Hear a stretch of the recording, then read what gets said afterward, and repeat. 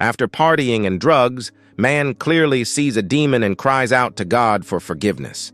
If this story stirs something in you, a memory, discomfort, a pang in your chest, like it, subscribe, and share. It might seem like just another video, but sometimes it's exactly what someone needs to hear. Now pay attention, because this isn't just about Thales. It could be about me or about you. Thales was a name that opened doors in Miami, especially the ones leading to the golden underworld of the lost rich. He was the kind of guy who hung out with celebrities, drank champagne straight from the bottle, and had more followers than real friends. His bank account? Loaded, but his heart? A desert. Parties in Brickell, afters in rented mansions, drugs passing from hand to hand like they were breath mints, casual sex, rehearsed smiles, automatic laughs. Nothing about it was real, but it felt convenient. He disappeared from his family's life, an entire year. No Christmas, no mom's birthday, not even a hey, just silence. They don't need to know how I'm doing, he'd mutter, scrolling through his phone with empty eyes, but he needed them to know. More than anything, it was like every party was a desperate attempt to silence that voice inside whispering, "This isn't living." One night, after a party he didn't even remember starting, Thales leaned against the balcony of the 30th floor hotel he was staying at, hair messy from the wind, mind foggy from acid, and soul numb from everything he had stopped feeling.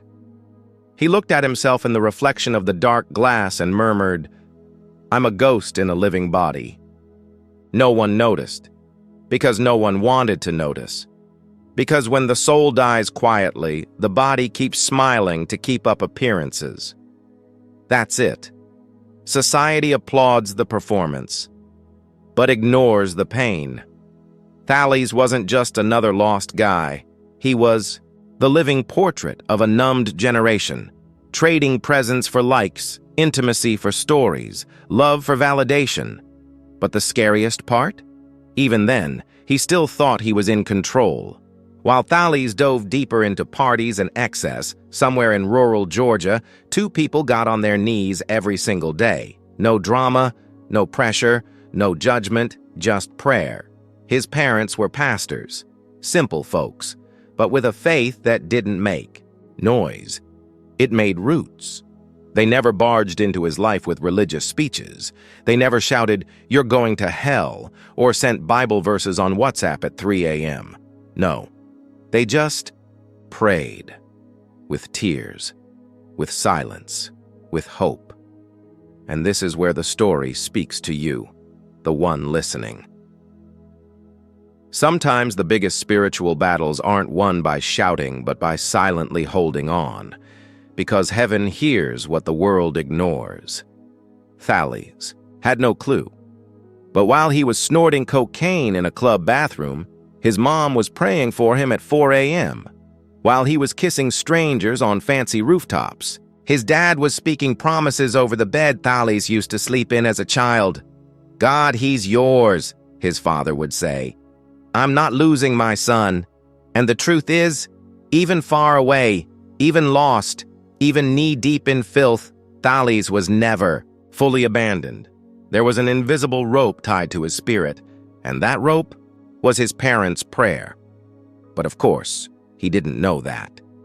Not yet, because the wake-up call only comes when the ground disappears.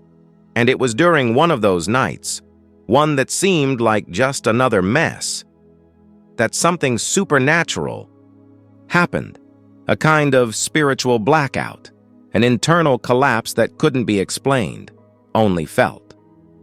It was supposed to be just another night, just another party, just another one of those late nights where everything blends together. Expensive perfume, spilled alcohol, and fake laughs echoing through dark halls. The place was an underground club in Los Angeles, exclusive, secret, only for those who knew how to get in. Thales got in, like always, shirt open, red eyes from everything he'd used, and that automatic smile he turned on like a survival switch. But that night, something started to break. Through the thick smoke and flashing lights, he saw Camilla, an old friend. and taken. But in that twisted world, morals had no place. They kissed. A quick kiss.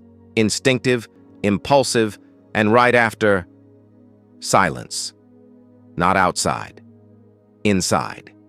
It was like something cracked deep inside him. An invisible snap, a deeper emptiness than any before. A kind of soul dizziness. Thales stumbled away to the bathroom, locked the door, stared at his reflection for the second time that week, and something was different. "What's happening to me?" he whispered, his voice hoarse. His hand shook, his chest hurt. And it wasn't physical. It was spiritual, like something had shifted out of place, like something had been violated. And here comes a question you might have felt yourself. When do we cross the line? When does partying stop being fun and turn into a silent scream for help? Thales realized he hadn't just broken a rule. He'd shattered something inside his own heart. He'd wounded what was left of his values, his memories, real affection. Because Camilla wasn't just a friend. She was a symbol of an old time, pure, forgotten, and now he'd destroyed even that. The music thumped hard outside, but inside that bathroom, the silence was deafening. And if you think that was rock bottom, buckle up, because what was waiting for Thales outside the club was even darker, my friends. It was already past midnight. The sun hadn't even hinted at rising. Thales left the party with a bitter taste in his mouth and a strange weight on his shoulders. It wasn't a hangover, it wasn't guilt. It was something else, something he couldn't name, but that was already riding with him in the backseat of the Uber. He didn't go home. He went to the hotel room where he was staying with a friend. Ramiro, a party buddy, the kind who knew how to get lost right along with him. They got to the room and did what they always did. Lit a joint. Tried to laugh, put on some music. Ignore the unease, but the vibe was heavy, thick, like the air had turned dense, and then it happened. Ramiro started laughing, but it wasn't a normal laugh. It was deep, dry, cold. Thales looked at him, confused, and before he could say anything, he heard, "You're going to hell." The voice wasn't Ramiro's. It couldn't be. Thales froze, his heart racing, hand frozen mid-inhale. "I know what you did yesterday, what you're hiding, what you've never told anyone," the voice went on, coming from Ramiro's mouth. But it wasn't him. Right there, in that downtown LA hotel room, something manifested. Something Thales had never truly believed in, never taken seriously. But now he saw it. Ramiro, or whatever was inside him, started describing things from Thales' life. Intimate things, filthy secrets, hidden thoughts.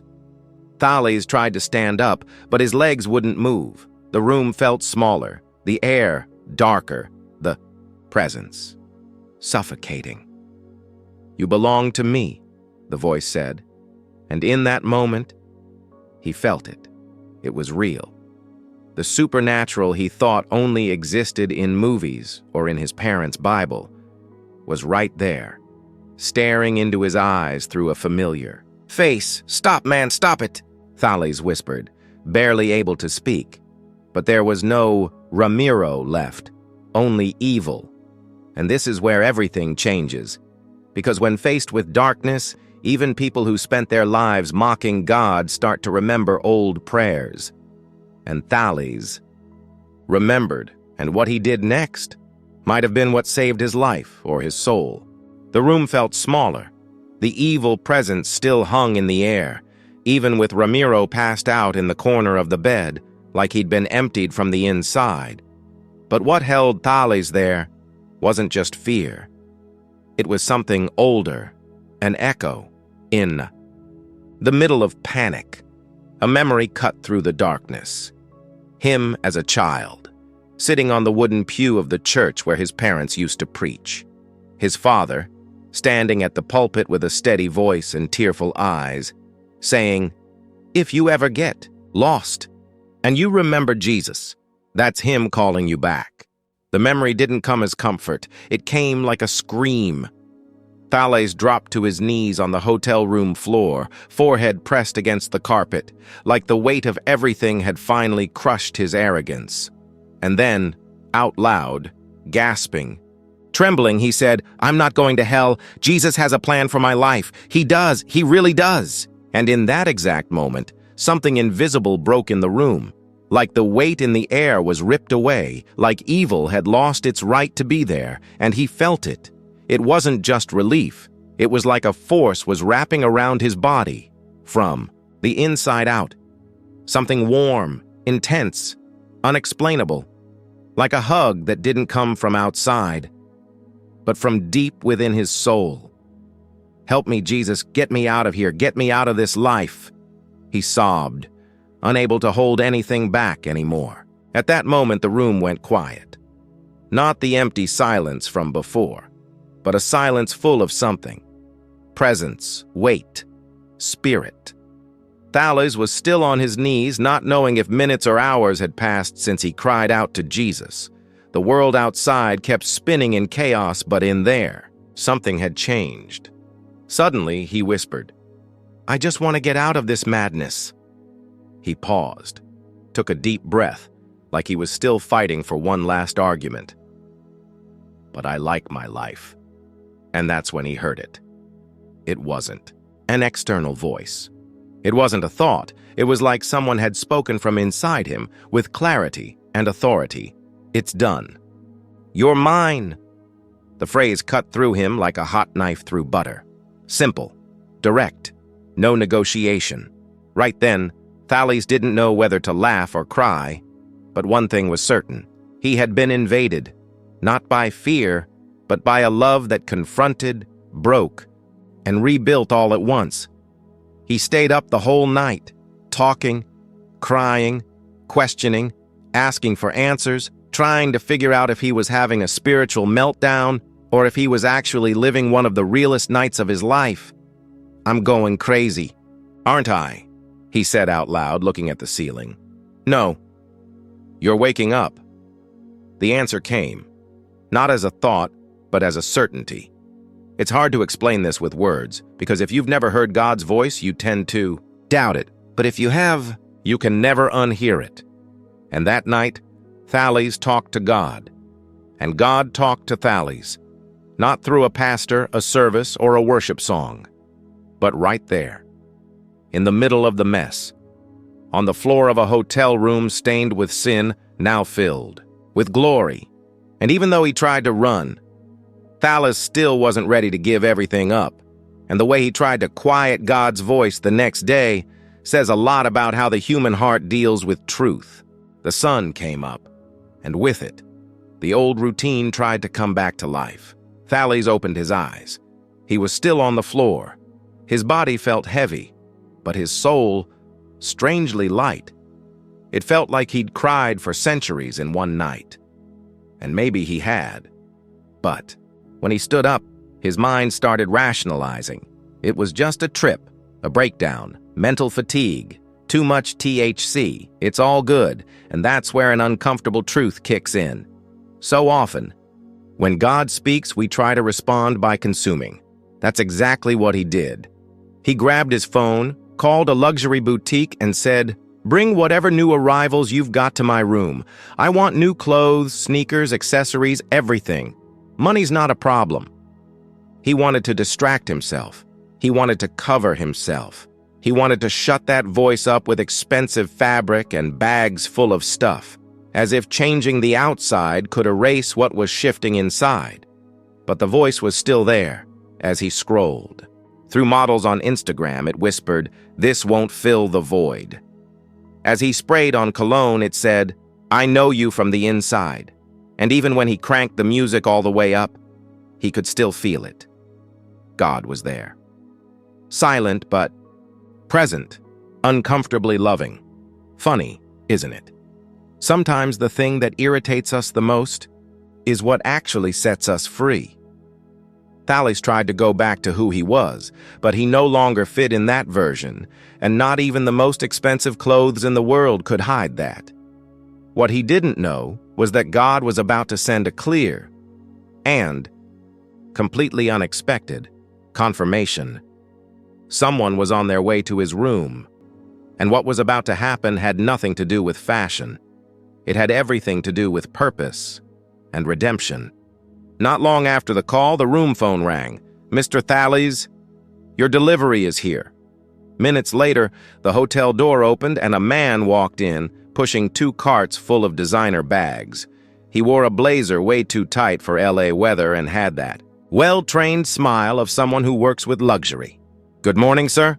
Here are the pieces you requested. Feel free to try anything on. We can exchange whatever you need." Thalles didn't respond right away. He just stared. And again, something felt off. The air in the room shifted. It wasn't discomfort. It was connection. A silence heavy with meaning, the kind of silence that comes right before an earthquake. The salesman turned to organize the clothes on the couch and suddenly froze. He dropped one of the bags and started crying. No clear reason, no words. Thalles froze too. A lump formed in his throat. A tear ran down his face without permission. For a few seconds, the 2 men, complete strangers in completely different circumstances, cried without understanding why. "I don't know what's going on," the salesman said, his voice cracking. "But there's something here. Something really strong." And right there, in that room full of clothes that screamed status, the 2 began to talk. And what came out was even more unbelievable.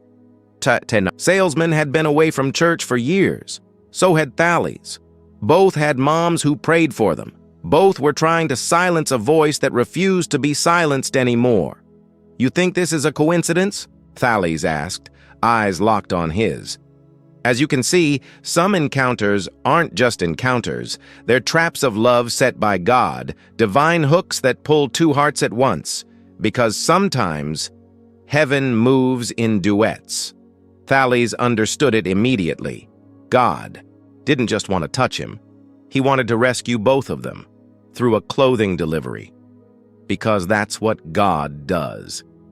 He walks through unexpected doors, writes storylines no Hollywood screenwriter would dare imagine. And that day, God used a high-end delivery as a tool of salvation, but the most beautiful part was still to come. Because the 2 didn't stop at emotion, they went further. They made a decision, and that decision changed everything. Still on their knees, surrounded by bags from Louis Vuitton, Balenciaga, Gucci, Thalles and the salesman sat in silence for a few seconds. But this time, it was a light silence, almost sacred. Thalles looked over and said, "Man, we can't ignore this.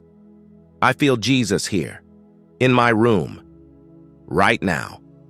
The salesman nodded, eyes red and wet. "Me too. I've felt him since I walked in. No script, no service, no preacher, just 2 broken men standing before a God who knew exactly where to find them." Thalles reached out his hand. "Come on, let's pray. Let's hand all this chaos over to God. Now."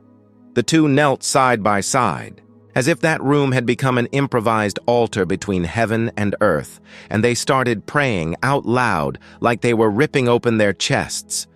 "God, forgive us. We already knew. We were just running. We are yours. Do whatever you want with our lives, but take us back." The atmosphere in the room was indescribable. It wasn't just emotion. It was invasion. Like heaven itself had come down onto that gray carpeted floor. Right after, Thalles picked up the phone, dialed his dad's number, hands shaking, voice trembling. "Hello, Dad?" On the other end, a surprised voice. "Thalles? Son, are you okay?" He took a deep breath. "Jesus is in my room, Dad. I belong to him now." Silence. His dad didn't answer right away. It was like he was trying to process the impossible. Thalles, he knew, wasn't the kind of person to say something like that. But the voice on the phone wasn't the same either. It carried brokenness.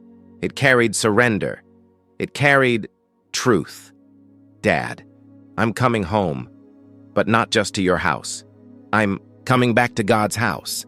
He got up off the floor like someone rising from a tomb, looked around and saw everything differently. The expensive clothes no longer had the same shine. The imported cologne no longer masked the stench of emptiness. The luxury now felt like an old disguise, almost laughable. He knew what he had to do. He grabbed his phone, opened his contacts, and started calling. One by one, ex-girlfriends, flings, one-night stands, people who never really knew who he was, because he didn't either. Hey, it's Thalis. I'm just calling to say that from today on, I'm not that guy anymore. I gave my life to Jesus. It might sound crazy, but it's real. It's final. On the other end, some laughed. Some hung up. Some stayed silent. But Thalis was at peace. For the first time in years, at peace. Next, he opened the shopping bags. Looked at all of it. This doesn't define me anymore, he whispered. He started handing out the clothes to other hotel guests. He went knocking door to door with pieces worth thousands of dollars given away. For free, with a genuine smile on his face? Here, it's yours. It's just clothing. I used to think this gave me identity, but it doesn't. Just keep it as a symbol. Someone here is starting over, and he kept only 2 pieces, a jacket and a shirt. I'll take this with me, not as a reminder of who I was, but to never forget where I came from. And here's something to reflect on for those listening. Sometimes, real transformation requires real action. And no, it's not about the clothes. It's about courage. Courage to end cycles that were destroying us. Even if they looked beautiful on the outside, Thalis felt light, but not naive. He knew the fight was still ahead, that the old world would try to pull him back. But now, he had a new reference point, a new identity, and the most beautiful. Part of all this is that no one forced Thalis to convert. No one preached at him. There was no church service, no altar call. Faith was born in that room, and the conviction came from above. Thalis sat on the edge of the bed, jacket folded in his lap, eyes fixed on the horizon outside the hotel window. Out there, the world kept racing, honking cars, messages popping up, stories being posted. Nothing seemed to have changed. But for him, everything had. No one made me do it, he said softly, almost like he was speaking to someone invisible beside him. No one talked me into it. No one preached to me. And it's true. There was no background music, no altar, no crowd, just a room, a broken man, and a God who showed up uninvited, but with purpose. Thalis' faith didn't come from the emotion of a service. It was born in the middle of chaos, in the middle of filth, in the kind of environment where theoretically God shouldn't be. And that's where the most powerful truth is revealed. God doesn't wait for you to get clean before he finds you. He finds you, and then he cleans you. Thalis began to live with purpose, with lightness, with truth, not perfection, but awareness. And with that awareness, he looked back and said with confidence, "That night wasn't a hallucination. It was a reunion. God is real. And the best part of my life started when everything seemed to be falling apart. And maybe, just maybe, the same could happen to you, because the same God who entered Thalis' hotel room that night in Los Angeles can walk into your room today, right now, in silence, but with power. The question is, if he knocks, will you recognize the voice